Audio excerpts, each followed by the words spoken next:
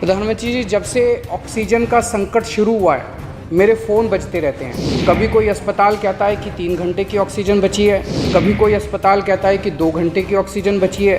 हम कारण जानने की कोशिश करते हैं तो पता चलता है कि पीछे किसी राज्य ने दिल्ली के लिए ऑक्सीजन लाने वाले ट्रक को रोक रखा है। अगर दिल्ली में ऑक्सीजन की फैक्ट्री नहीं है तो क्या दिल्ली के 2 करोड़ लोगों को ऑक्सीजन नहीं मिलेगी?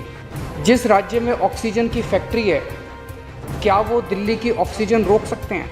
ऐसे में हम क्या करें?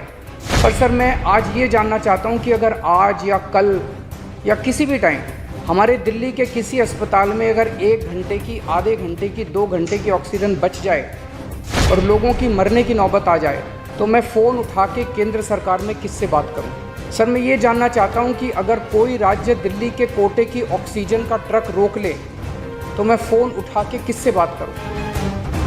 तुरंत कोई कठोर और सार्थक कदम नहीं उठाया गया तो शायद दिल्ली के अंदर कोई बहुत बड़ी त्रासदी हो सकती है। मैं आपसे मार्गदर्शन चाहता हूं सर, कुछ ही राज्य हैं जहां से मैक्सिमम दिल्ली की ऑक्सीजन आती है और जहां सबसे ज़्यादा हमारे ऑक्सीजन के ट्रक रोके जा रहे हैं। मेरी आपसे विनती है, अगर आप उन राज्यों के मुख्यमंत्री को एक बार बोल दें, फ़ोन कर दें कि हमारे ऑक्सीजन के ट्रक ना रोकें तो दिल्ली के लोगों को ऑक्सीजन मिल जाएगी। प्रधानमंत्री जी, कोरोना से देश को बचाने के लिए एक नेशनल प्लान बनना चाहिए। इस नेशनल प्लान के अंतर्गत देश के सभी ऑक्सीजन प्लांट्स को तुरंत आर्मी के ज़रिए केंद्र सरकार टेक ओवर करे।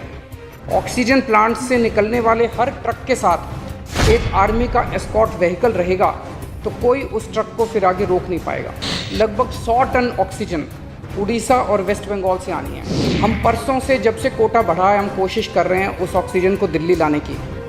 मेरा आपसे निवेदन है कि यहाँ से ऑक्सीजन अगर हो सके तो हमें हवाई जहाज़ से उपलब्ध करवाई जाए, और नहीं तो जैसा अभी बताया गया, आपका आइडिया है ऑक्सीजन एक्सप्रेस शुरू करने का, वो ऑक्सीजन एक्सप्रेस शुरू करके वेस्ट बंगाल और उड़ीसा से हमें ऑक्सीजन दिलवाई जाए।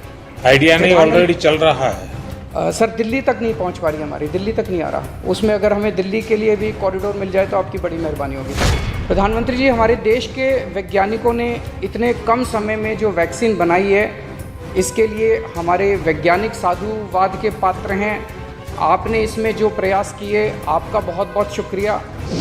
अभी सर, केंद्र सरकार ने आदेश जारी किए हैं कि 1 मई से राज्य सरकारें सीधे कोरोना वैक्सीन खरीद सकती हैं। इसके बाद एक वैक्सीन की कंपनी ने अपने रेट जारी किए हैं कि वो केंद्र सरकार को 150 रुपये में और राज्य सरकारों को 400 रुपये में देंगे।